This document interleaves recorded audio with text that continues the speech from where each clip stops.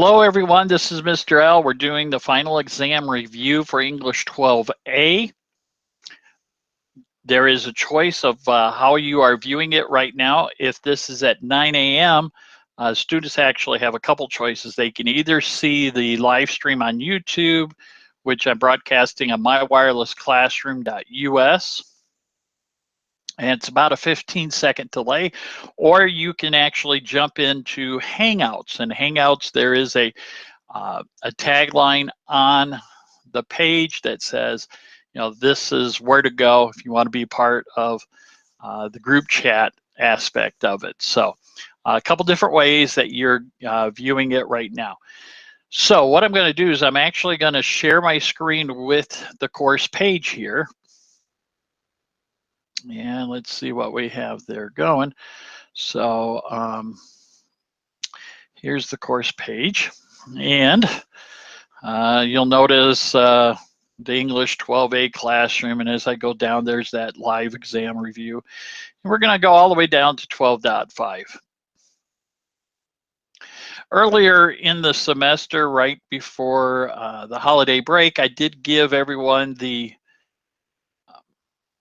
password to come into this test. The test is going to require you to submit a password, and the password is graduation with a capital G. So graduation. You get a couple attempts to do it. You actually get 2 attempts, but you do not have to do both of them. It only records, it will record your best grade of the 2, but you can do it twice. Okay, so we're going to go in and go to our previous. I previously had viewed this, so that's why it's sending it through this way. But there are a total of 20 questions, and these are the basic questions you're going to see here. So if you want to take notes, you want to look at this video later, you could do that, take notes as you go along to make certain that you have the ideas. And then at 8 o'clock tomorrow morning, this video is going to completely disappear off the internet. So just to give you a heads up. You won't be able to view it. It's going to be gone, kaput. So in the first one, remember internal and external conflicts. Internal, which man has control. External, a good way to look at it, what is not in man's control but still affects them. A dieting man avoiding cookies, if you think about it, that's an internal conflict. Employee having to work against a very tight deadline, which is the third one there, that's an external conflict. Okay, so that's the 2 different ones. Now, of the 3 that are remaining, a student choosing between video games or studies, that's internal, while the other 2 that are left, a king battling another king and a family taking shelter from a hurricane, those are external conflicts. Here you got a king in a battle against another king. He has no control when that king is coming after him. Same way family. Doesn't have any control in the midst of a hurricane. They can't say hurricane stop, move somewhere else. So each question is going to appear here on its own page. So you're not going to have 5, 6, 7 different questions on one page. So that was internal and external conflict. The Flea, if you remember, by John Donne, gives us this short excerpt. And what we're going to do is we have to take a look, okay, what lines, from the excerpt suggest a physical union of the lovers. Okay, so if we're looking at a sin or shame or loss of maidenhead, which is the first item there, it does not suggest a physical union. Okay, that's something a person can do, but it doesn't need to. Okay. Same way with me sucked at first and now sucks thee. It's not a physical union, not a suggestion of a physical union. But, and pampered swells with one blood made of 2, that does suggest a physical union. Two people are involved in that. So if we look at, and in this flea are two bloods mingled. B, once again, keyword there, two. That suggests a physical union. How little of that which thou deniest me is, okay, they're not connecting, they're separating here. So that is not a physical union. So it does not suggest a physical union, as well as the last. And this alas is more than we would do. Okay? And this, it's a singular. So that would not suggest a physical union. If we look at our next one, question number 3, we had a lot of William Shakespeare, especially in the Renaissance area, and we don't have just Hamlet questions here from Shakespeare, we have some others. So Sonnet 93, you have to match the correct word in this answer. So if we look at Eve's apple, what does it symbolize? Okay, and we're looking at the deception that's concealed in attractive things. If we look at this poem in and of itself, the tone of it is bitter. Okay, here's a person who I just don't like what's going on, and in saying these are the reasons why. Remember in Shakespearean and Italian sonnets that you're going to have a question and then an answer is given. So you know, look at what's all there. The third item, the poet contrasts the lady's beauty and her inner virtue, or just her virtue. Okay. Poetic speaker is denouncing the lady addressed. The poet shows that the lady's beauty does not reveal her inner corruption. Okay. And he uses the simile of Eve's apple. And as you notice here are all the words. You can only use the word once. It will appear, it will continue to appear if you fill it in, but you only want to use each answer just one time. Okay. We're looking at Spenser now, Edmund Spenser, in his sonnet.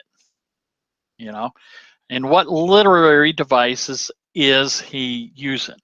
Now remember, similes and metaphors, those are comparisons. Consonance is a repetition of like consonant sounds, which it has them here. Pretty much a lot of it is here, but the key item is if you look at these words here, not, nor, nor, nor, nor, nor, nor. This is what we call parallelism. Okay, you have a similarity, not to the sun, nor to the moon, nor to the stars. So you're lining up a grouping of items. Next, if you're looking at this, which of these characters die in the tragedy of Hamlet? Now, there are a lot of possible answers. As you're looking through here, notice, you know, you have people in here as a group. There might not be, one of them might have been dead, okay? Or it might be an answer that has everyone's dead but one. So be very particular and think of how people passed as they were going through the story itself. Okay, we know Hamlet dies in the end. So remember who you have here: Hamlet, Claudius, Gertrude, Polonius, Ophelia, Rosencrantz, and Guildenstern all died. Osric didn't die. Osric's telling us the story of what's going on. So you have to be aware of that. Marcellus, friend of Hamlet, never dies. So take a look and see who you know is still at the end and you can check those off, and that'll give you a very good clue to what's going on. Okay. Our next question here, number 6, is what does Marcellus and Bernardo think they see? Okay, do they think they see Claudius killing the king? Oh, heck no. Voldemort, he's from what? You know, uh, Harry Potter. Okay, Fortinbras' army sneaking up on Elsinore. They're coming a lot later. So it's early on when they're on guard duty, they actually see the old ghost of Hamlet. Now, our next question is going to require you to do some deductions.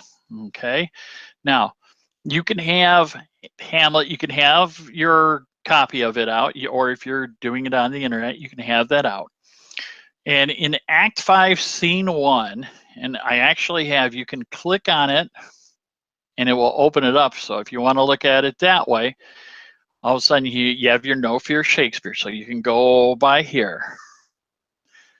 So at what time in his life, okay, was it that Yorick died?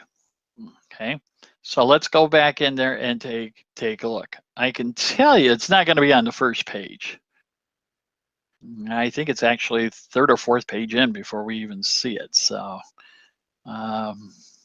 waiting for it to get there. And there's page 2. And it's one of the famous lines that Hamlet has. Alas, poor Yorick, a fellow of infinite jest. I knew him well. So as we get to these pages, it does take a few seconds.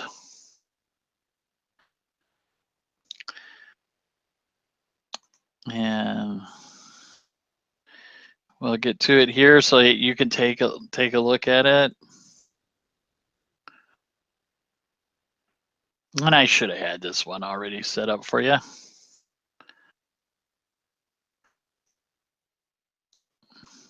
Which I apologize. And okay. Here's where the gravedigger is talking about, you know, the king's son being sent to England. So he has no idea that this is Hamlet he's talking to. And they have, lost poor York. I knew him well. You know, he hath borne me on his back 1,000 times. Now this is a little clue. Okay, if York was able to carry Hamlet, Hamlet's not going to be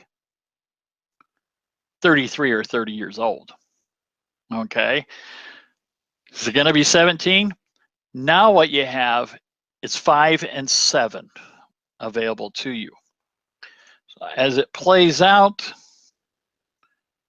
and you look, and pretty much, I believe we should be seeing it right here, page 10.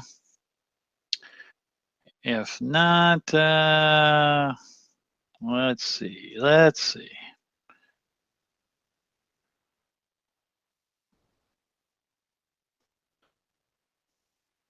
And just for sake of time, I'm going to continue going on. But Hamlet does say a score and 3 years ago when Yorick died. And if Hamlet is 30, if that's what a lot of people think, a score and 3, a score would be 20 years. Remember the Gettysburg Address, 407 years ago. A score is 20 years and 3. So if Hamlet is 30, that's going to make it about 7 when Yorick passed on. So we're just not going to spend a whole lot of time looking for it here. We want to definitely move on. But I can guarantee you the correct answer is that 7. Okay, Hamlet's a flawed character. And which of his flaws can you consider being the tragic fall that led to his downfall? Now, we have 5 acts of this story, talking about how he's going to take revenge on his father's death. Does he do it in Act 2? No. Act 3? No. Act 4? No. Finally, in Act 5, he gets the guts up to do something. Okay, so of these, moral corruption, oh, that's something that's handling with Claudius. And yes, he has anger. Is he arrogant? Yeah, but so are other characters. Does he have a lack of strength? No, Hamlet's pretty strong. He's pretty good in the sword, in the use of swords. So it's an inability to act. That's what we talk about throughout the entire play, how Hamlet does not act upon that revenge. Okay.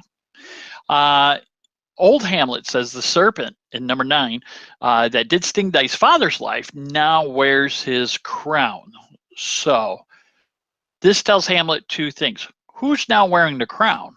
Think about that.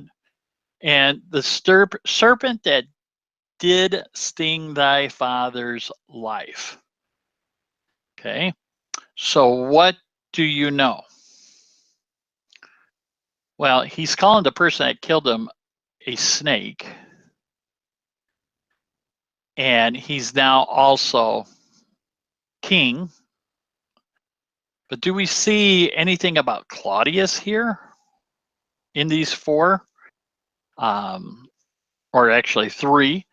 Do we see anything about poison? Yeah.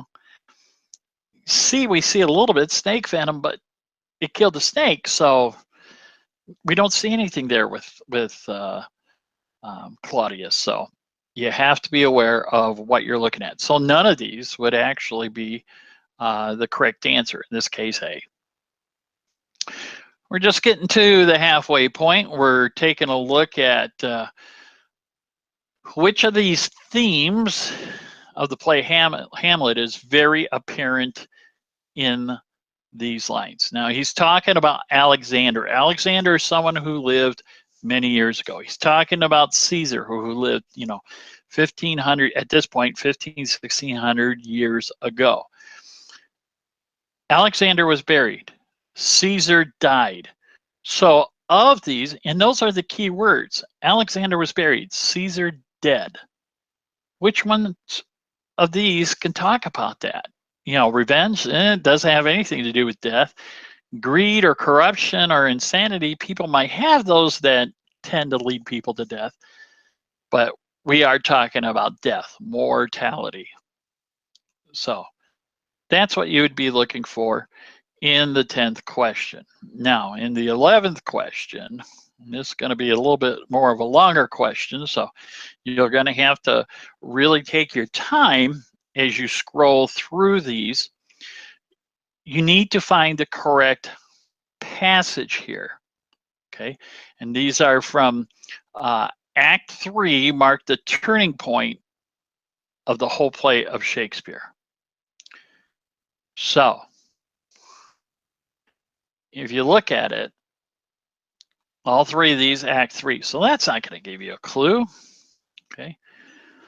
Oh, it offends me. And to the soul to hear robustious, periwig, padded, fellow tear a passionate tatters. Well, he's not talking about, his indecision. Okay. The one with indecision here is actually A on this page. Now, might I do it? Okay, so he's thinking about killing. Now he's praying, and now I'll do it, and so he goes to heaven. So now we have that pause by Hamlet saying, oh, goodness gracious, I can't go through with it because he's praying he's going to end up in heaven. I want him to end up in hell. If a person doesn't confess what they've done wrong in their life, they end up in the afterlife in the worst possible area. That's that indecision that Hamlet has. And here, when he had the chance, he doesn't kill Claudius because he's so worried about where he's going to end up. If he truly had that revenge on his mind, he was just going to kill him. This, selection A, is your choice. Okay. As we look at number 12, the Act 3 of Hamlet, why did he choose not to kill Claudius when he was praying? So here we have a previous question that we can utilize. We have that understanding. He doesn't want Hamlet, or he doesn't want Claudius to go to heaven with a clean soul. That's part of his indecision. Okay, so that's why he chose not to kill Claudius while he was praying. We're going to take a look at question 13 next, and this is one of my favorites. Match Henry VIII's wives to the children. And this is important as we get past the Renaissance era because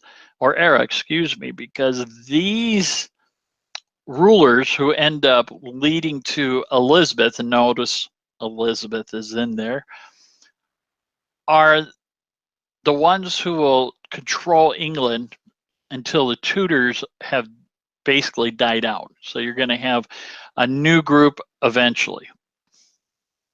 Well, when you look at it, you have Mary, who was the first, okay, and she had Catherine. Elizabeth had Anne, and Edward had Jane. Okay, so the wives that you look here, okay, to their children. So Mary was born from Catherine, Elizabeth was born from Anne, and Edward was born from Jane. Okay, so if you look back, Jane Seymour, Anne Boleyn are a couple specific names that you'll hear throughout history. So remember, Mary, Elizabeth, and Edward. You're going to see that in all four questions here. So notice what order that they were born: Catherine, Anne, Jane. So do a little mnemonic, like CAJ. Maybe that stands in your mind for cage.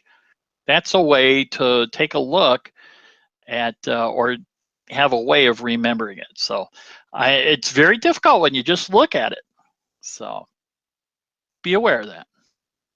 Just trying to give you a little bit of help there.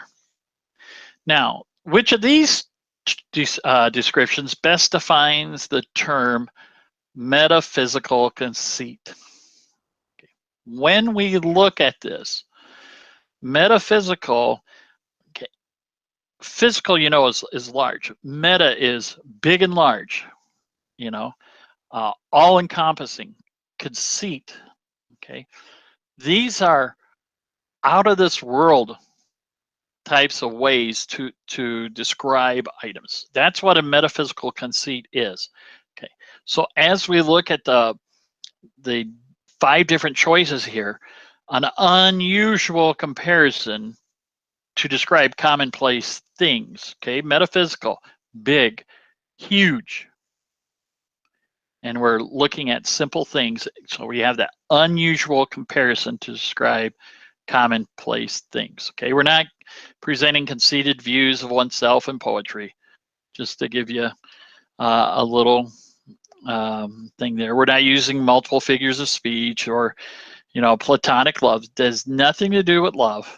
Okay, so we're looking at an unusual comparison. As we look at number 15, we're looking at Sir Philip Sidney. And what literary device does he use in these lines from his sonnet sequence, Astrophil and Stella? And let me give you these lines. Listen to these lines. When nature made her chief work, Stella's eyes in color black, why wrapped she beams so bright? So do we have a simile or parallelism or a metaphor? You could always try to argue a case for those but it's actually hyperbole. It's an exaggeration. Okay. If you think about it, in color black, why wrapped she beams so bright? Have you ever thought about that? The color black, do we see it used for smiling items or happiness or good things? We usually see it associated with darkness or evil. So it's an over exaggeration. Black cannot be bright, but that's what he wants you to believe. So beware. Hyperbole is what we are looking in question number 15. Now, 16 is a little bit different.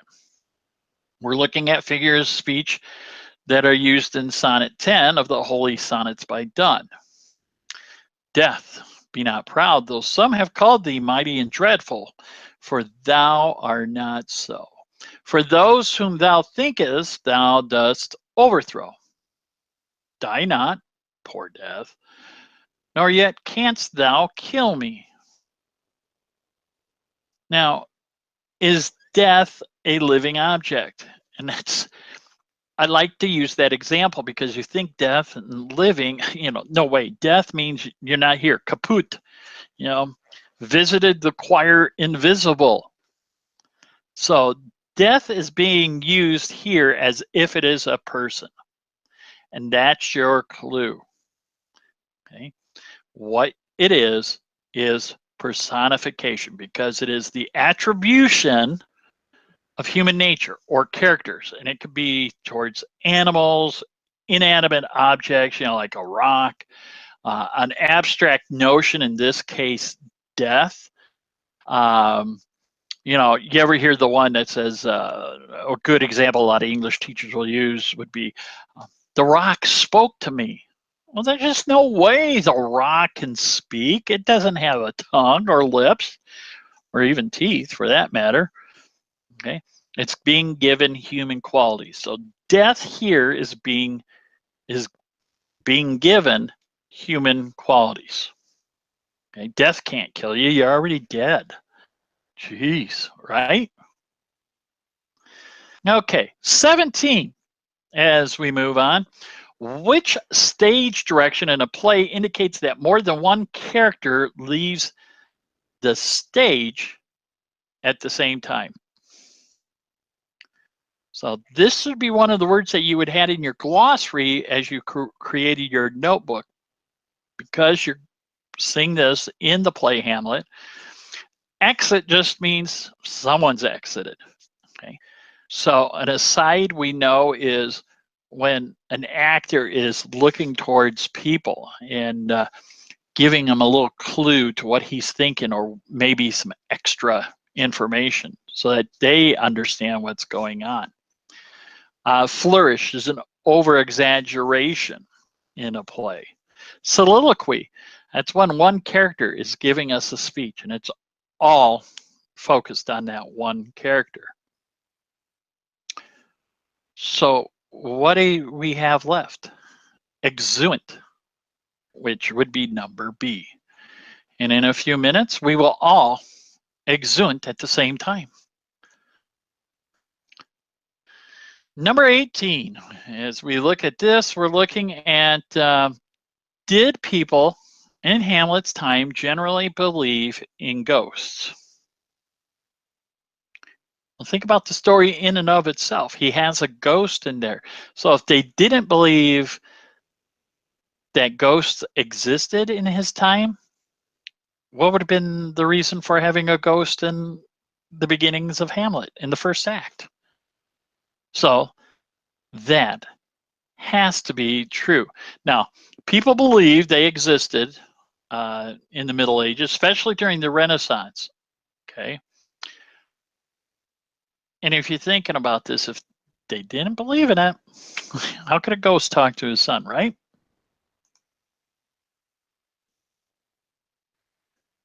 We're almost there. Question 19 out of 20. Another true or false. Now, Gertrude, why does she drink the poison wine? If you look back at the scene, and here's where you can come back, go into your No Fear Shakespeare if you're not too certain. And what you want to do at that point is go to Act 5, Scene 2, and then you can look through it and such. But she raises a glass to toast. She does not know that the pearl that Claudius dropped into the wine goblet was laced with poison. And this is in Act 5, Scene 2. And Claudius suggests to his wife to not drink from the cup. And she states that she will and does. Now, if you think about it, any other attempt, if Claudius said to Gertrude, no, then Claudius would have been exposed. And when and if that happened, then the plot comes unraveled to kill Hamlet. At that point, the plot was to kill him by poison, which he does from the poisoned tip of the sword. And Claudius would have been seen for the dirty, rotten scoundrel that he was. So understand why Gertrude drank the wine and how important that is to the plot of the story. And then last but not least, and this is Samuel Johnson. He was the first to point out the similarities in style and content of some poets of the Jacobean and Carolinian periods. Now, Jacobean, that's King James. Carolinian is King Charles. Okay. Metaphysical poetry. Okay. We're using uncommon comparisons there. For simple things, broke away from the conventions of lyric poetry. The difference is apparent in the choice of cacophonous imagery, intellectual wordplay, and the use of colloquial language. Now, if you're taking notes of anything in this, pay attention. Okay. And then it says John Donne, Andrew Marvell, and George Herbert wrote in this style. The first error is that metaphysical poetry was written in the 17th century. And so what you have with like Donne and Marvell, they're not 17th centuries. And the second error is that the imagery was scientific, not cacophonous.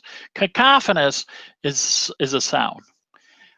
When we're looking at scientific imagery, and we're now into the beginning of the 18th century, okay, where we start to really get into the Great Enlightenment.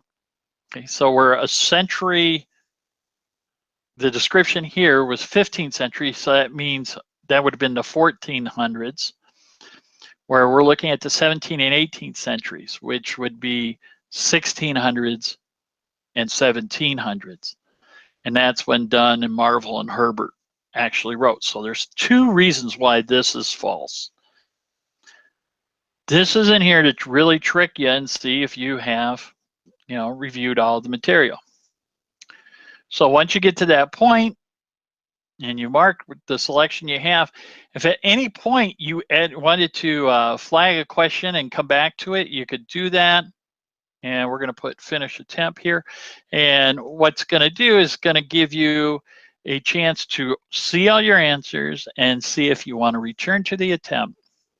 And if you need to, you can. And you can always return to attempt. If you have more than one that you've checked mark, once you do put in your correct answer, you want to remove the flag. And you can hit finish attempt. You're satisfied with the answers. You have to hit submit all and finish. You'll no longer now be able to change answers. And then at that point, it will tell you what you've done right or wrong.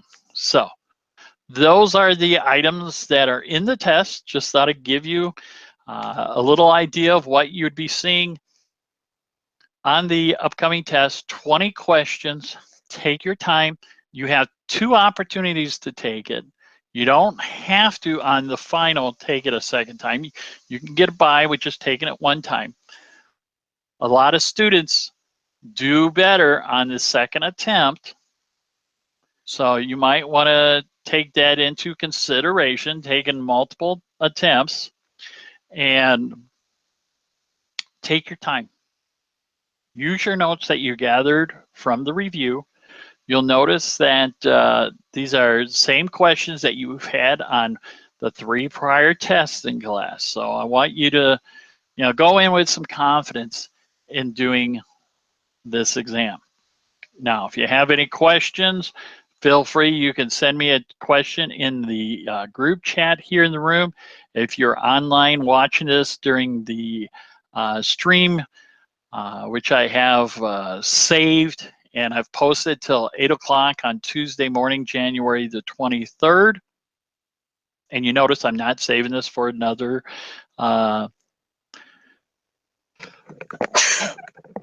excuse me, I am so sorry. I'm just getting through with the flu, so I'm still on the Tamiflu, but I'm glad that's only one so far. The other day was like nonstop. But as I was saying earlier, I do this each time we have a test, we have live sessions. So this is not recorded for me to play over and over and over again. So feel free to ask me questions. Remember that you'll need a password to get on. Got to keep another sneeze at bay there. And the password is graduation, capital G, RADUATION. And take the time to really be prepared. Okay, they say luck is what happens when preparation meets opportunity. Okay, so take an hour, take 2 hours if need be, review this video over and over again, write down any notes you wish to write down. Don't forget, you can use the No Fear Shakespeare for the Shakespeare questions to get a better understanding. I'm all about that. I have no problem. So a lot of resource here for you to be very successful. The final is worth 100 points. So when you look at your final grade, 1,000 possible points in class, this means this test is worth 10%. Also want to see if I can show you something else real quick, and I'm going to look and see if it's going to come up. And if not, actually, I'm going to pull this up right now and see if this is going to work. And I've had some students who have said, well, Mr. Al, we have a little problem in our class. I'm looking on the home page and it's telling me I have this score. What is my true final score? I'm going to go all the way down here and I'm going to pull one up, and I'm just going to choose a student here and hopefully hide their name. I don't want people knowing what their name is. So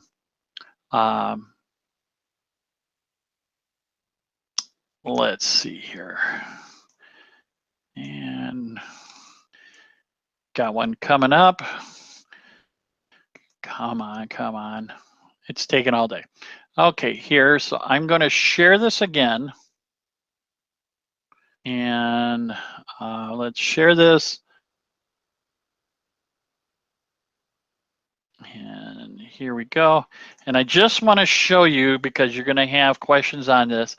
And I want you to notice we're in your grade book, English 12A course grades. And then right below it, you had pretest and a pretest total, and then you have a course total. The key is right here, 730.75 for this particular student, and 1,000. You have 1,000 possible total points in the class. So if you have 730 points, your grade is a 73 in the class. What has been happening is this 306 from the pretest total has been added on your first page, your home page, and it's telling you this number out of 1,306, which I believe in this student's case, they've had maybe like 800 total points, was showing them that they had like a 55, 56, 57% in their class, somewhere in there, which is completely wrong. So it's out of the 1,000. Go to your grade book, go all the way down to the bottom of the page where it says 730. well, in this case, in parentheses, that's how many points you earn. You need 600 to pass. That's a D minus. 1,000 is an A. Actually, 930 and above is an A in the class. So just giving you a little heads up there. I don't want you freaking out. So that's a little bit there as we're waiting for questions. If there are any questions, I really don't see any at this point, but I wanted to make certain that you had this review. It will appear online till 8 o'clock, roughly 8 o'clock, Tuesday morning, January 23rd, where it disappears forever. Make use of this time between now and then to study. You don't have to take the final right away on Tuesday. You can wait till Wednesday or even Thursday, but the course shuts down at 11 o'clock at night on Thursday. And after that, you don't have a shot at getting into the class. So just to give you a heads up. Well, I want to thank you for stopping in. And this is just one example of a way that you can work smarter, not harder. So until next time, we will see you. Good luck, preparation meeting opportunity on your test, and we'll see you real soon. I hope this has been a big help for you. Until next time, have a great day.